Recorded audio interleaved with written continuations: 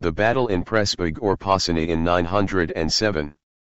Edited by Leho Skubksi Ph.D., 2018.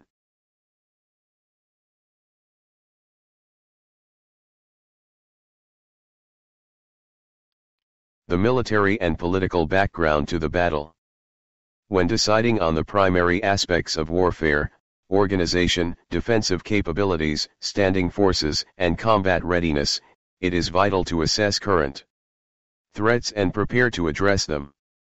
After the Hungarians had taken possession, or at least military control, of the entire Lesser Hungarian plain east of the Fisha, Letha, and Morava rivers in 907, they set the background to the Battle of Pressburg and attained the conditions they needed to fight it. The first stage in realizing these conditions was the taking of Pannonia by the chieftain Curzon, leader of the Hungarians together with Arpad, in 900, which pushed the eastern boundary of the western marches out into the Austrian marches. The conditions subsequently came fully into place between 902 and 906, when the Hungarians consolidated their positions on the flanks. To the west, on the northern flank, the forces of the tribal alliance finally overcame the Frank-aligned Moravians in 906, detaching Moravia from the empire. There were in fact two major events in the region. One was the extinction of the Principality of Moravia, and the other the final defeat of the Bavarians in Moravia. It is highly likely that some Moravians entered into an alliance with the Hungarians. It was the situation itself, however, that created the tension. The tribal alliance, about to become the Hungarian Principality, had to keep its forces on constant alert to defend the lands it had conquered. The permanent threat is conveyed by an entry in the Annals Alemannici for 904, telling of how the Bavarians led the Hungarian chieftain Curzon into a trap, and murdered him and his retinue. After 899 to 900, the conquering Hungarians extended their control to the west, on the southern flank, towards Italy. The Annals Alemannici record that the Hungarians attacked Italy again in 901. The Annals of Fulda noted for the same year that the Hungarians launched a raid into Carinthia. In 904, they allied with King Berengar of Lombardy, against Emperor Louis of Provence, and parted company in peace in 905. In 906, the Hungarians took final possession of the land between the rivers Drava, and Sava, securing unchallenged access to the Po plain. After conquering Pannonia in 900, most of the fighting shifted to the flanks.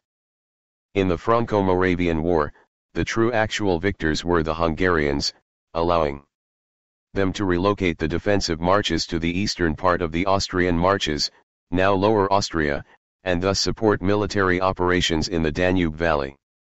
In the south, they gained control over the North Italian campaigning grounds, together with the Mura Valley connecting to Carinthia. The persistent tension on the Western Front may be appreciated through accounts in the annals of the Bavarian-Hungarian clash of 903. So all sides were in a state of permanent confrontation between 901 and 906. The Eastern Frankish Empire was forced to recognize it was facing a new, unified power in the Carpathian Basin, one that had taken possession of its most eastern province, Pannonia, and had defeated the Franks in Moravia. In the south, the tribal alliance reinforced its positions at the southern extremes of the Great Plain, the Banat and Bakska, and taken Sirmia. All of the efforts by Bulgarian Tsar Simeon, 893 to 927, to halt the tribal alliance's southern advance ended in failure. He had to swallow loss of the Balkan Passage and its surrounding lands to the Hungarians. In the east, around the turn of the century, the Pechenegs moved into the Atelkos settlements abandoned by the tribal alliance and started to advance towards the foothills of the eastern Carpathians. Their Jazykopan tribe found habitation in the area around the lower reaches of the Danube, and the Kabuskanjula tribe around the Ziret, Siret, and Prut rivers, directly adjacent to the Carpathian Basin. Behind them, the Javdi-Erdem tribe settled along the Dniester and the Bug. There was a persistent threat of raids or a joint Bulgarian-Pecheneg attack from the south or southeast. Through all of these developments, the tribal alliance consolidated its position in the north and south and secured its flanks by 907. The threats came from two directions, the east-southeast and the west. Learning from the experience of previous years, Bulgarian attacks, the Bulgarian Pecheneg raid, the murder of its chieftain Curzon in 904, it maintained a large and high combat value force even in peacetime, presenting a deterrent on both of these fronts, close enough to ensure a rapid response in case of enemy aggression. By the early 900s, then, the conditions were in place for the establishment of a unified, Central East power in the Carpathian Basin. Stopping this became the main thrust of Eastern Frankish Empire policy, and it was to put that policy into action that the Bavarians launched a campaign against the Hungarian tribal alliance in June 907. After King Louis the Child called the Bavarian nobles to arms, the forces gathered in the Enns market St. Florian Raffelstetten, behind the river Enns, in June 907. The assembled army was ordered to attack the Hungarian tribal alliance/Hungarian Principality. The forces were divided into two columns and started their advance along the two sides of the Danube on June 17, 907. The column on the north of the river was led by the general leading the campaign, Count Luitpold, and that on the south by the Archbishop Theodmar of Salzburg. The advance and the military actions were supported by a strong Danube flotilla. The southern column, taking advantage of the better marching conditions, overtook the northern, and on June 24 reached and crossed the Wiener Wald. Then, following the bank of the Danube, it continued at speed towards the eastern area of the Viennese Basin. At the same time, Hungarian scouts observing the western entrances to the marches got wind of an imminent attack by Bavarian forces marching through the Greifenstein area, and immediately set out to inform the border defense forces and the troops waiting at the encampments. By June 27, the reconnaissance communication chain had raised the immediately deployable troops on both sides of the Danube, border defense forces, main Transdanubian forces, armed retinues of tribal and national dignitaries. In accordance with pre-arranged agreements, these contingents immediately set off south towards the threat. Meanwhile, the Bavarian column led by Theodmar had reached the river Fischa, and on June 26 it clashed with the newly arrived border defense forces. This was the area where the Hungarians mounted their defense in strength. The first echelons of the main forces went into action on June 28. The Bavarians were forced to deploy the second echelon of their schedule, the second column. Facing attackers in superior numbers, the Hungarians employed the tactic of repeated surprise attacks and withdrawals, holding maneuvers, and succeeded in slowing down the Bavarian advance, giving time for the rest of the main forces to arrive from the interior. On June 27, the northern Bavarian column reached the western entrance to the marches in the Stockerau region, and accelerated their march through Morva-Mezo, so that they could overtake the Hungarian forces and reach the border river, the Morva, in time to effect a crossing. The Bavarians on the south side of the river made further ground, and by June 29 reached the Heinberg area, where they took control of a section of the river bank suitable for crossing. That was when action stepped up in scale. Further echelons of the main Hungarian forces arrived from more distant settlements on the first days of July, and took up ambush position at various points. In the meantime, things were turning sour for the Hungarians on the north side.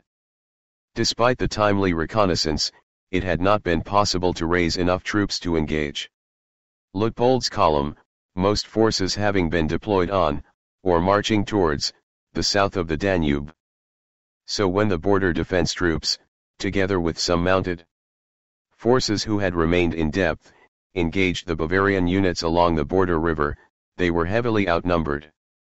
Luitpold's army crossed the Morva and approached to within about 15 kilometers of Pressburg, its Davani Gate entrance.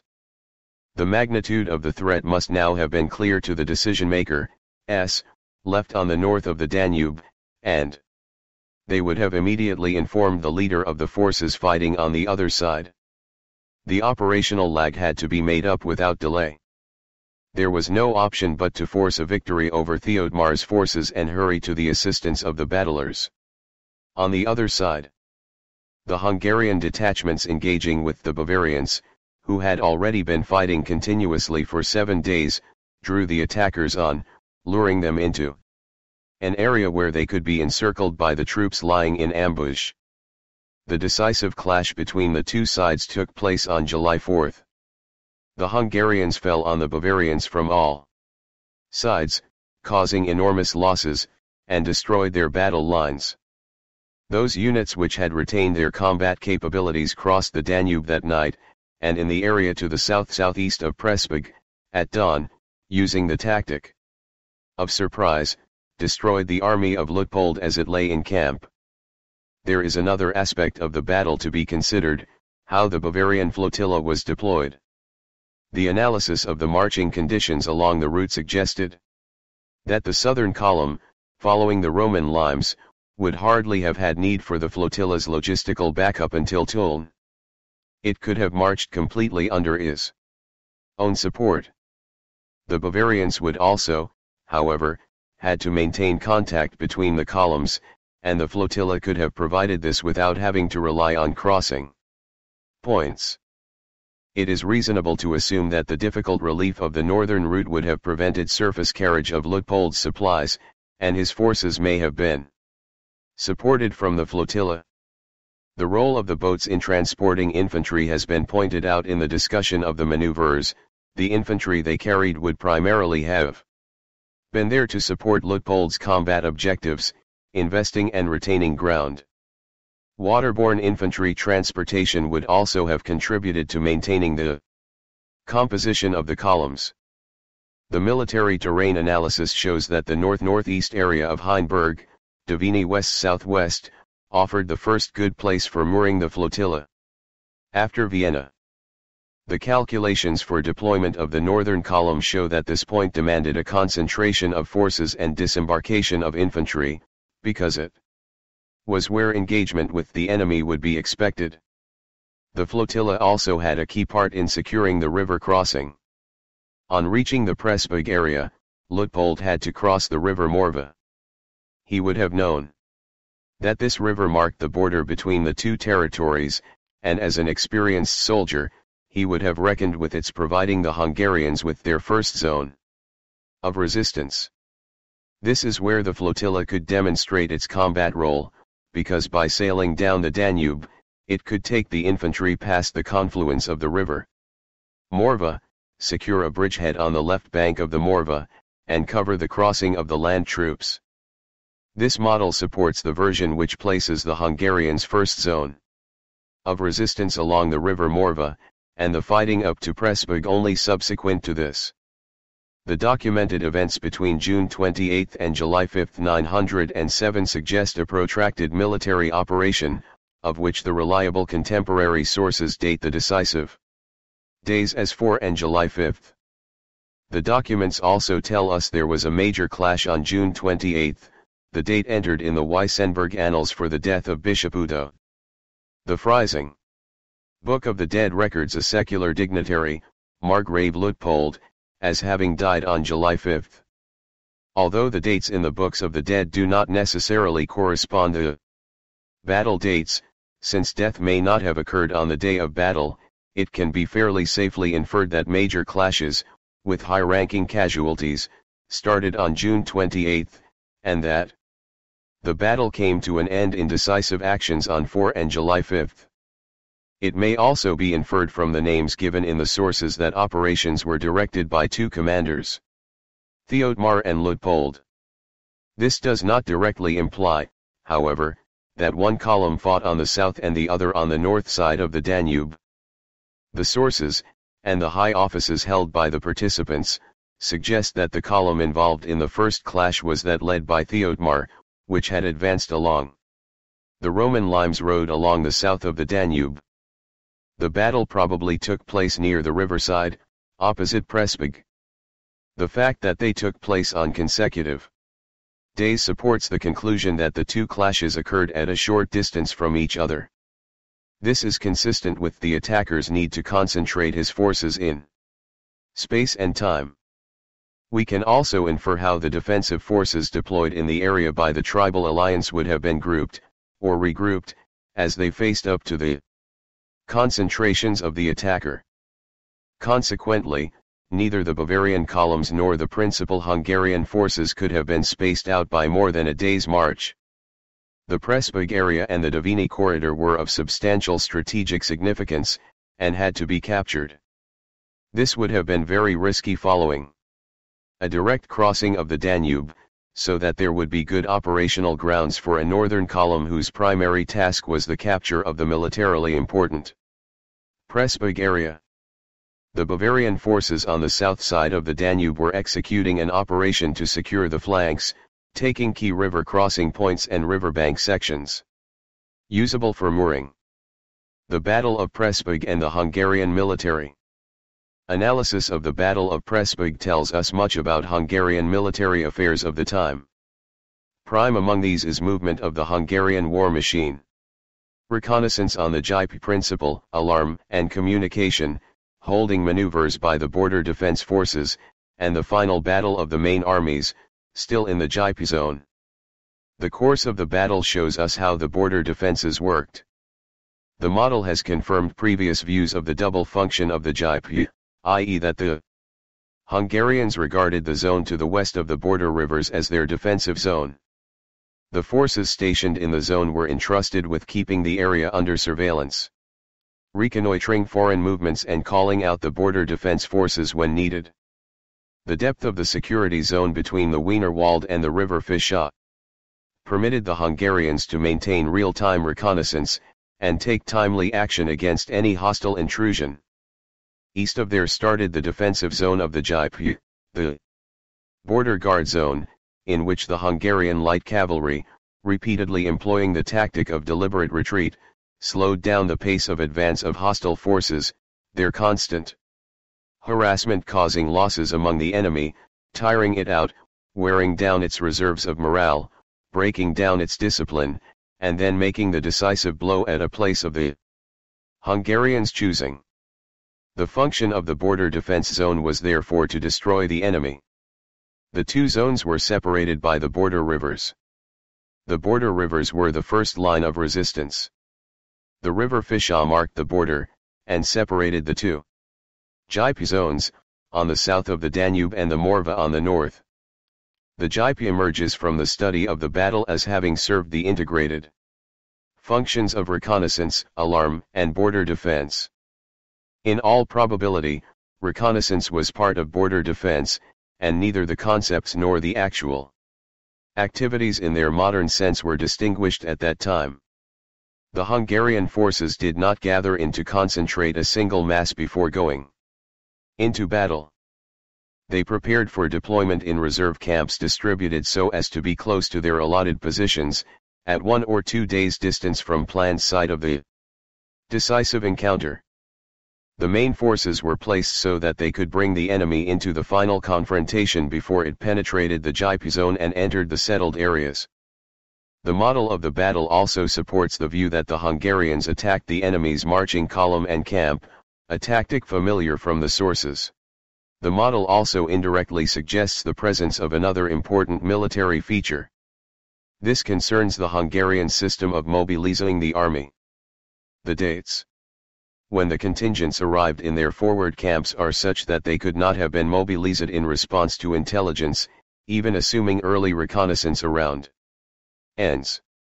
This implies that the force deployed in the Battle of Pressburg was immediately available, i.e. mobilizable even in peacetime. The modeled course of the battle also proves that victory was won by disciplined, battle-experienced troops of high combat value. The events tell of an extremely well-organized military leadership structure with Solid central direction. To meet the threat from two sides, Pechenegs and/or Bulgars from the east, and Eastern Franks from the west, military power had to be regionally separated. And the natural division of the Carpathian Basin made this practically possible. The Chieftain's Guard, a force which remained combat-ready even in peacetime, was therefore divided between these centers to keep the instruments of war in order and ensure they always served the interests of the United Tribal Alliance. The study of armed conflicts in the years preceding the Battle of Pressburg has clearly shown that the Tribal Alliance and its tribes must have had a significant peace complement, a standing army that could be immediately deployed. The demands of armed defense for the conquered lands made it essential to keep an immediately deployable standing force in Pannonia. The rapid deployability of the Hungarian troops is another indication that the Tribal Alliance operated two power centers in the Carpathian Basin at this time. One in the Upper Tisza area, the other in Transdanubia. The resolute and rapid response to the Bavarian attack highlights the fact that there was a local, Transdanubian, Western power center, and this bore responsibility or had delegated decision-making powers over Pannonia. The course and outcome of the Battle of Pressburg proves that behind the victory lay a highly centralist control organization. The standing armed force whose duty was to defend Transdanubia had a centralist command structure. Its components included the border defense stationed in the Jipe zone, the troop contingent under Curzon's direct command and forming his standing retinue, some of which may have been a detachment from the chieftain's guard.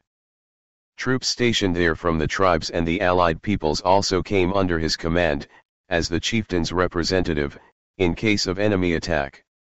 Aventinus is the only one of the sources which describes the main events in any detail. Aventinus was writing long afterwards, and as with many other of the events he covered, the sources he drew upon cannot be identified. His credibility should thus be checked in each instance. From the model, there clearly emerges a picture of maneuvers involving combat on the Jipe principle before the decisive clashes, and Aventinus bears this out, indeed describes it in detail. To check the credibility of his details, we will do a brief comparative analysis of the text and the military maneuvers.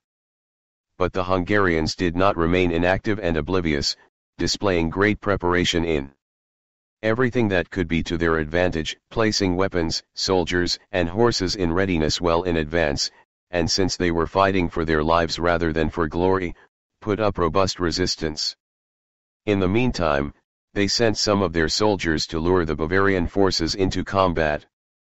Both royal generals attacked the bishop's columns with the largest numbers of cavalry they could muster. As if trying to break through the line with their spirited horses alone, they attacked with great strength, releasing a huge cloud of arrows. They covered the Bavarians with arrows shot from their hornbows, and then withdrew. They were faster than our heavily armored army, and when we thought they were far away, they were still shooting. As fast as they came, they disappeared. When you think you have won, you find you are in the greatest danger. The Hungarians attacked their enemies with arrows from a distance, and had not yet learned open combat, the infantry battle, lines facing up to each other, close combat with swords, siege and blockade of towns, urban siege. They preferred to fight by ruse, alternately withdrawing and harassing their enemies, and all with so much inborn skill and so great speed and military experience that it was difficult to decide when they were more dangerous for us, when they were present, or when they had moved off, or whether they were fleeing or attacking, feigning surrender, or fighting. As suddenly as they appeared with a sweeping charge, they would disappear, first feigning retreat, then turn their horses and attack, and whatever they did, shooting arrows, throwing lances, galloping from right, left, front or back, they tired our own men, and then fell on us from every side, assaulted the fatigued Bavarians, got the better of them, cast them down, and killed them. The War of 907, a textbook example of early Hungarian warfare. The first component of the maneuver was the long retreat. It was similar to the tactic employed by the Hungarians before the Battle of Brenta in 899, when they withdrew from the Piave to the Brenta. The Mongols also used it in 1221 at the river Kalka against the united Russian, Cuman army, and in 1241 before the Battle of Muhi, when they withdrew from Pest to the Sajo. During the several-day retreat, small, highly mobile formations constantly harried and attacked the marching column, constantly forcing the enemy to maintain his combat readiness. The flying mounted formations also obstructed the enemy reconnaissance, making it difficult for the leaders, starved of information, to make decisions. The soldiers were gradually worn down, their fighting spirit drained, and they became less attentive. Their stocks dwindled during the march and could only partially be replenished locally, the battle zone having been burned before them, and the wells poisoned. Similar purposes were served by the broad uninhabited strip in front of the Jaipur, and a system of natural and artificial barriers on which the campaigns of Conrad II in 1030, Henry III in 1042, 1043 and 1051, and Henry IV and Solomon in 1074 came to grief. The attacker gradually lost the initiative during the long retreat, having no information on the forces he was facing, and could not plan the decisive strike. The retreat involved a sacrifice on the part of the defenders, who were obliged to let the attacker into their own lands and to destroy part of these lands. The attacking army had to be allowed to penetrate deeper and deeper, depending on its size, until the moment came to attack or the aggressors gave up their intentions and turned back.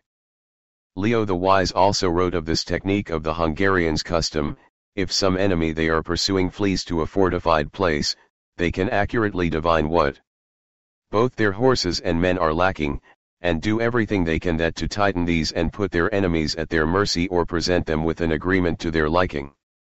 By first setting mild conditions, and if the enemy accepts, coming out with further and harder terms. The light cavalry were unsuited to frontal attack at consolidated positions. As is clear from this quotation, they relied on the techniques of psychological warfare. This is what must have happened at Pressburg. The Hungarian horsemen completely surrounded the Bavarians' strongly defended camp and isolated them from the outside world. They harried them constantly, day and night. On expedition, the Hungarians used a similar technique in the siege of fortified places. In 1051, Andrew I's knights induced the Germans to abandon their armor. In 1241, Batu Khan's warriors forced Belafort to abandon a reinforced camp. We can form an impression of the methods employed and their effects from a description in the Illuminated Chronicle of the sufferings of Henry II's soldiers in 1051. The Hungarians and the Pechenegs mercilessly harassed them night after night, slaughtering them with poisoned arrows, lobbing looped ropes among their tents and carrying off men out on some service. The Germans were terrified and worn down by the hail of arrows descending on them. They dug themselves in, their shields above them, the living and the dead in one grave. What follows is an attempt to reconstruct from the sources how the Hungarians fought during the era of expeditions. The battle order followed what seemed to be a simple schema.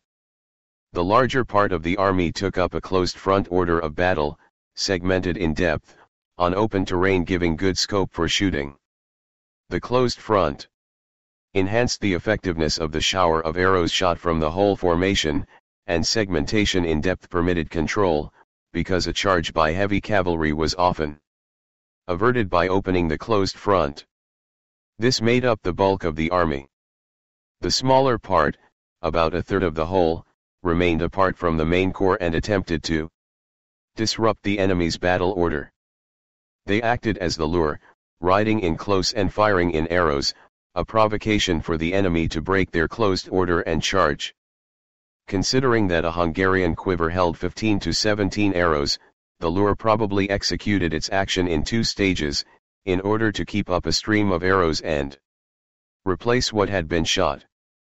The horsemen had to keep a reserve of at least 5 to 7 arrows in their quivers, because the action was successful only if the enemy lost its patience and charged at the lure, which would feign retreat, shooting from behind, and lead its pursuers towards the waiting main army. The battle order of the Western Army usually broke up as soon they set off in charge and pursued.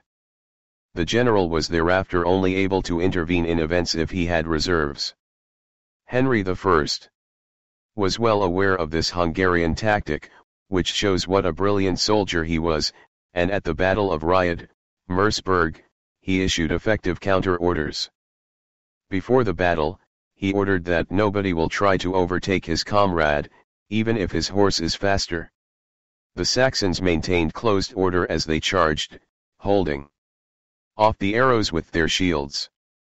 In most cases, however, generals were unable to direct the charge, and the army became scattered and disordered as it launched itself towards the main army. When they were about 150 to 200 m from the battlefront, the main Hungarian army started up a shower of arrows, opened up the front to let in the lure, and engaged the confused, leaderless pursuers in close combat. The configuration of the main army was of course influenced by the terrain. It did not always receive the enemy face on, sometimes shooting the volley of arrows from the side, after which the lure turned back. The hail of arrows was one of the key elements of the tactic. At Ried, Henry warned his men of this: take the first volley on your shields, and then charge at them at the gallop and with the greatest momentum, so that they cannot shoot more arrows before they feel the wounds inflicted by your weapons. The defeat of 933 clearly followed from the ineffectiveness of the hail of arrows, which upset the timing. A volley of arrows usually held the attackers up about 100 to 150 meters from the battlefront, giving the main Hungarian army enough time to open up and let in the lure. It was this time, while the enemy hesitated, that was absent at Ried. After the volley, the Saxons spurred their horses into the charge, and caught the lure as it was held up before the battlefront. This apparently simple schema demanded an extremely experienced general and disciplined troops. It was difficult for the enemy to appraise. Even Henry derived his success from the orders he gave in advance, and not his generalship during the battle.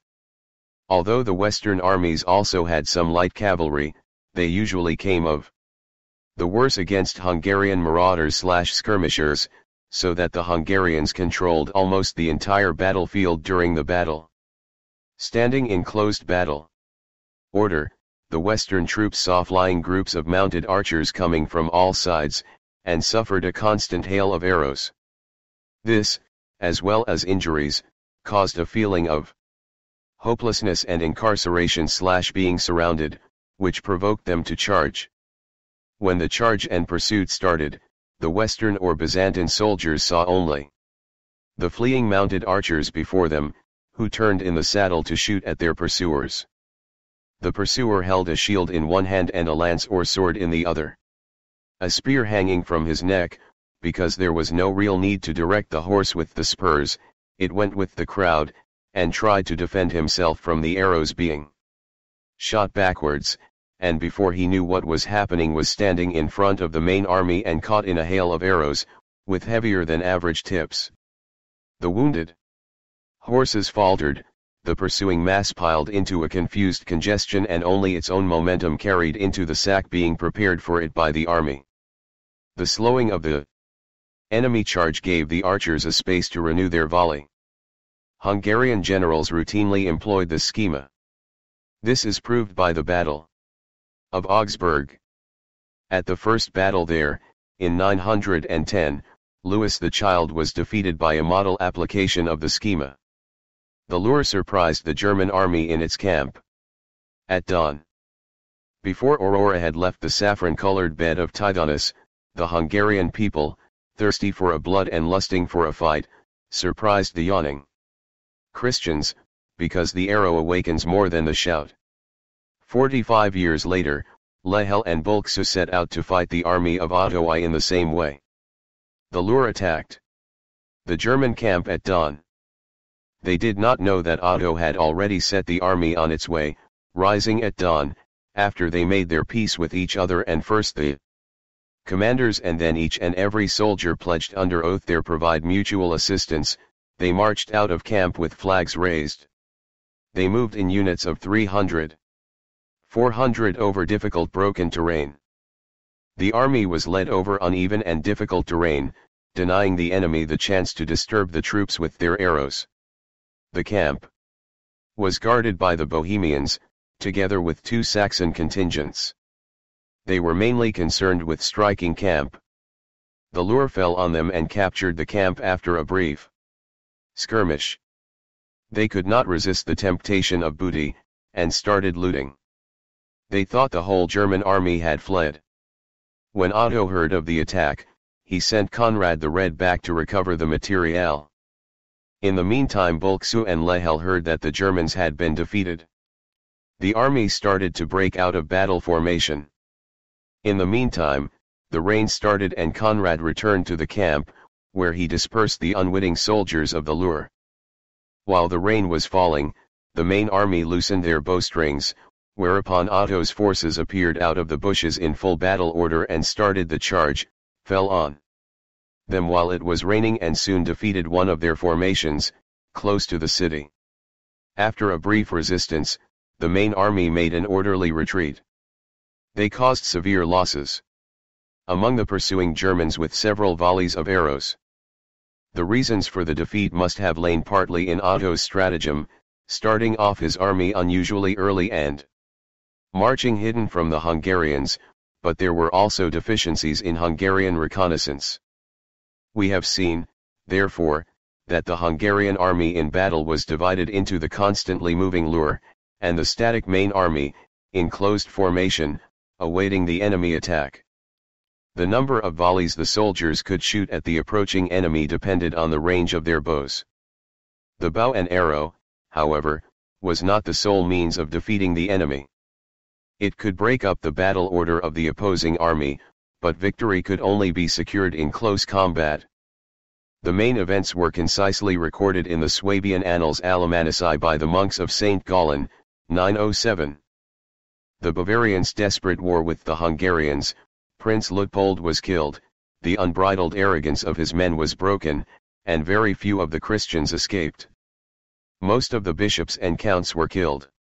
The same annals in another text tradition summarized the events in a single somber sentence, 907. The Bavarians' entire army was destroyed by the Hungarians. Among the fallen on the battlefield was Imperial Palace chaplain Archbishop Theodmar of Salzburg, Bishop Zacharias of Brixen-Saben, Bishop Udo of Freising, and 3 abbots. The temporal dignitaries among the casualties included 19th Count of the Empire, Prince Luitpold of Bavaria. Although the Bavarians undoubtedly lost some of their highest dignitaries, underlining the severity and significance of the defeat, we know relatively little about the battle itself or the events preceding it. The imperial army had a clear objective: to put an end to the campaigns mounted against their lands by the Hungarians who had settled in the Carpathian Basin some 10 years before, and to restore the status quo ante. The lands to the west of the Danube, the former Roman province of Pannonia, had belonged to the Eastern Frankish Empire for a century, forming part of the Eastern Marches, Ostmark. The new arrivals from the eastern steppes, the Hungarian tribes, had taken possession of the province in summer 900, and the Eastern Frankish court was determined to take it back. The imperial lords no doubt harbored a vivid memory of the campaign against the Avars in 791, led by their legendary predecessor Charlemagne, 768 to 814. Or rather, they preserved a version of these events which, by the early 10th century, had become elaborated, exaggerated, and distorted, swelled by a multiplicity of accumulated or deliberately added legends. They would have been better off knowing more of the real events and their outcome, without the elaborate veil of myth. It was a war which, although led by the founder of the dynasty, an almost canonized figure, had effectively ended in failure. Charlemagne had got as far as the Rabaul line, from where the Avars, fighting with the classic nomadic scorched earth tactic, forced them to retreat. Chronicles written after the mid-9th century immeasurably exaggerated Charlemagne's successes, but the entries in contemporary necrologies are revealing. Several men of high ecclesiastical and secular office met their deaths in that war, foreshadowing events of more than a century later. One of these was the palace chaplain of the time, Archbishop Angiram of Metz, the predecessor of Theodemar, who fell to the blows of the Hungarians in 907. The Bavarian attack on the Hungarians, planned to be of overwhelming force, was launched in summer 907. Certain of their victory, they took with them their 13-year-old ruler, Louis IV the Child, 899 to 911, but placed him in the security of St. Florian's Abbey between the Enns and Traun rivers. Eerie coincidence, Charlemagne also took his designated heir with him, the later Louis the Pious, but quickly sent him to Regensburg after the first clash with the Avars. Then, too, the army attacked in two columns, on each side of the Danube. According to the written sources, the open battle took place between 4 and June 6 at Przasnysk, a place named after the last, Slavic-born, Frankish governor of Pannonia. Braslav Dux and many modern historians identify it as the site of Bratislava. Nothing is known of the course of the battle, but the large number of high-ranking Bavarian casualties indicates how hard and bloody it must have been.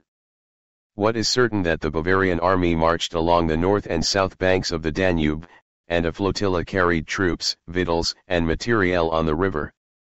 The attackers carried the customary weapons, lance, double-edged sword, battle-axe, helmet, chainmail or scale armor, and shield. Their basic tactic was the attack in a solid mass, but after clashing with the enemy, the cavalry usually engaged in single combat. The Hungarians obviously tried to avoid this, and used their oriental tactics to surround the enemy, break up its battle order and destroy it from a distance by volleys of arrows. The success of these tactics is demonstrated by the very heavy Bavarian losses. First they dispersed the Bavarian troops marching along the south of the Danube, and next day those on the northern bank. The commanders of both divisions of the Bavarian army fell. The fact that so many of them were left dead on the battlefield indicates that the Hungarians successfully enclosed the attacking armies, or caught any fighters who managed to break out of the ring. After the battle, the Bavarians bore their young king to the well-defended Passau. This is only reported in Aventus, and so is non-contemporary, and thus unreliable information. There remained no doubt that the Hungarian tribes, newly settled in the area, could confidently assume governance of their new homeland. It is no exaggeration to say that the Battle of Pressburg was one of the most important, fateful events of Hungarian history. The outcome on the Hungarian side. The Pressburg victory pushed out the western border of Pannonia, the border of the Jipe Principle, to the river Enns and consolidated the occupation of the east of the former Moravian Empire, the areas of modern Slovakia and North Hungary, and the eastern areas of Lower Austria. The victory was so destructive that it was a full 123 years later, in 1030, that the Germans launched another attack against the Kingdom of Hungary. The course and outcome of the Battle of Pressburg prove that behind the victory there must have lain a regime with a highly organized government. This is an important clue to the transition towards a unified nation and the formation of national awareness. Victory derived from cooperation between the conquering Hungarians and the native population, through the coordination of armed forces from the Hungarian Tribal Alliance and the allied peoples. 3 years after the death of Prince Curzon, something different might have been expected, but instead of recriminations and pursuit of conflicting local interests, all sides were spurred to a united military effort through the awareness that they possessed a homeland. The struggle entered into with this military unity might well be called the Hungarians' first great war of national defense. The Pressburg victory was instrumental in establishing the conditions in which the early Hungarians, having just taken residence in the Carpathian Basin, could found their own country.